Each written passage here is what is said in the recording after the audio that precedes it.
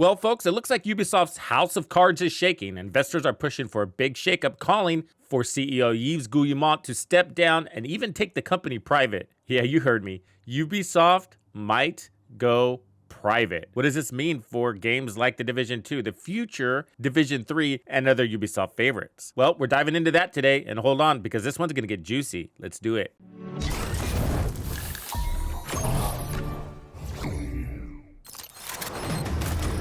Piece of shit wristwatch. Let's start with the big news. Ubisoft stock has taken a nosedive.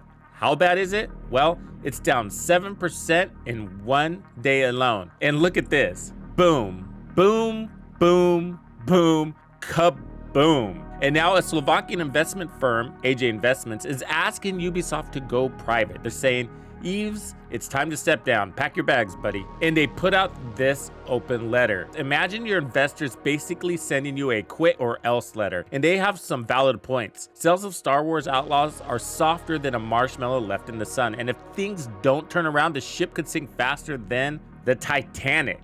What, too soon? Let me just read this letter. Subject is urgent call for strategic and structural changes at Ubisoft Entertainment. Dear members of the board, dear fellow shareholders, as a significant minority shareholder in Ubisoft Entertainment via AJ Investments and our partners, we are writing to express our deep dissatisfaction with the current performance and strategic direction of the company. The recent quarterly results, which include the postponement of key games like, pay attention, Rainbow Six Siege and The Division into the 2025 lineup, and a lowered revenue outlook for the quarter 2 2024, have heightened our concern about the management's ability to deliver value to shareholders over the long term. Share price of Ubisoft have decreased by more than 40% over the last year compared to the rise of its competitors and indexes. This letter consists of the following points. Take Ubisoft private or allow it to sell it to strategic investor. So number one, Ubisoft valuation. Why we believe Ubisoft is a great undervalued company and should be worth between 40 to 45 euro per share. Our concerns about the future of this company with current management and directory. Our proposals to increase value of Ubisoft for all stakeholders. Number one, allow take private process by PE firms or Guillemot family and Tencent at fair price. Allow sale process as we are in discussion with investors to fight against Guillemot family with so-called proxy fight at extraordinary shareholder meeting. Change of the current management. Start hiring process of new CEO who will optimize the cost and studio structure for more agile and competitive company as Ubisoft should be. We will use the French minority law to collect enough shareholders to start proxy fight and initiate sale process of Ubisoft to increase shareholder value for all shareholders. Wow. So what's causing all this chaos? Star Wars Outlaws, Ubisoft's big ticket game, flopped with launch sales 55% lower than Star Wars Jedi Survivor. Yikes. And with Assassin's Creed, the one dubbed Code Red, around the corner, things aren't looking too hot. But investors aren't just concerning about Star Wars. They think Ubisoft under its current leadership has been, well, failing for years. So if you love the Division franchise, you want to pay attention, because the question is, what now?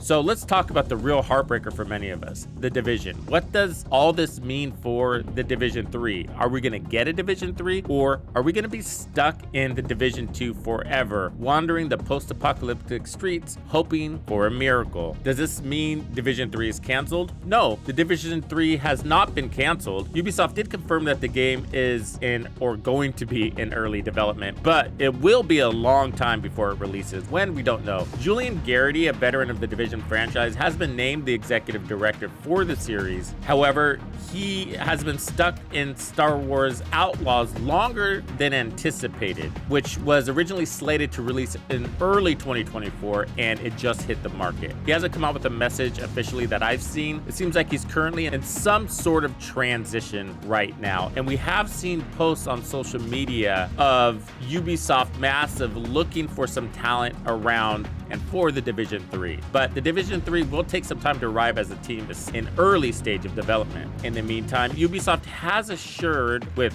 minimal communication, that The Division 2 will continue to be supported with ongoing updates and new content to keep players engaged. We were supposed to be playing the new DLC in Brooklyn now, but that has been pushed out into 2025. And things get complicated there. You see, when Year 6 Season 1 launched, the developers announced Season 2.0 and seasonal characters.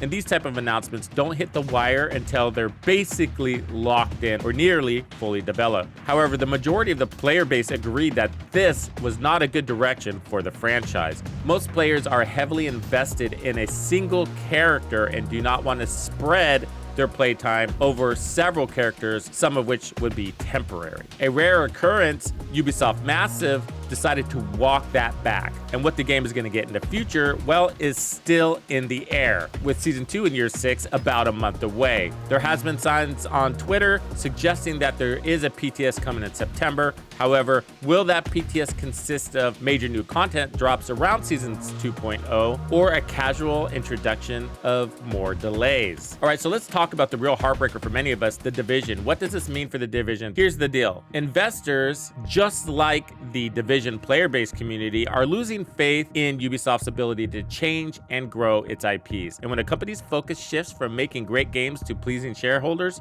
well, that usually means less budget, more delays, and potentially canceled projects. So for The Division 3, this could spell delays, maybe even indefinite limbo. If Ubisoft goes private, they'll be free from public market pressures, which could be a good thing in the long run, but in the short term, yeah, it could mean more focus on core money makers like Assassin's Creed or maybe even Far Cry. Not what Division fans want to hear right now, but wait, it gets worse. Let's talk about those still grinding it out for The Division 2. What's next for you?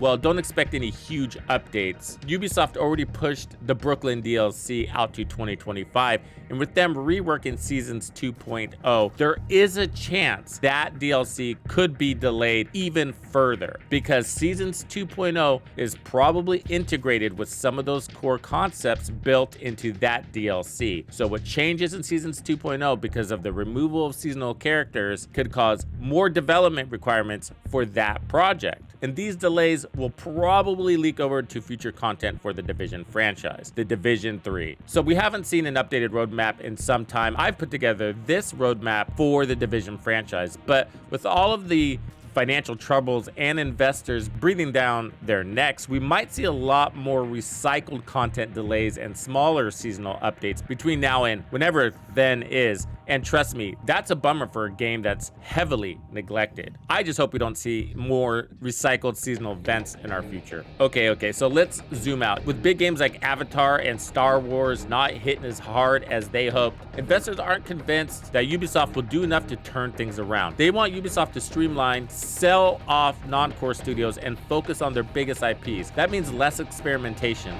less risk-taking, and The Division 3, it might not be on the short list. So Ubisoft could be facing a serious identity crisis. Go private, get rid of the CEO, sell off smaller studios. It's like they're doing a corporate garage sale. Anybody want a slightly used game studio, barely played with? But jokes aside, if Ubisoft does go private, it could give them the breathing room to turn things around without shareholders constantly peeking over their shoulder. That could mean better games eventually, but the immediate future, well, it might not look so rosy for those interested in these franchises. And recently, their golden child, xDefiant, it was leaked that if they don't turn their player count around by Season 3, which is just in a few short months, they're gonna lose post-launch support. And this game had tremendous backing by corporate HQ. So what does this all mean for us, the players?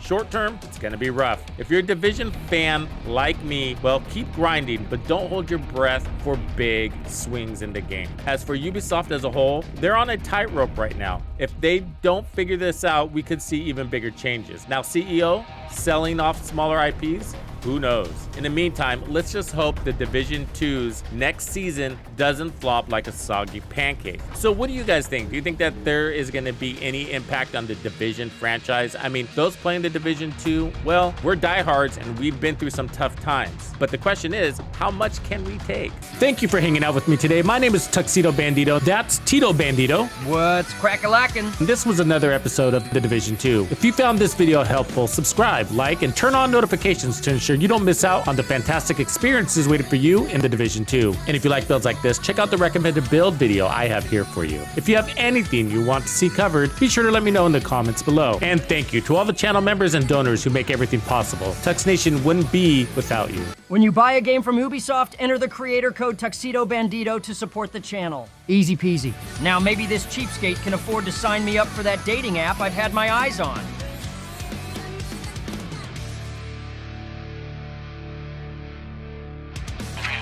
Follow me. I get it.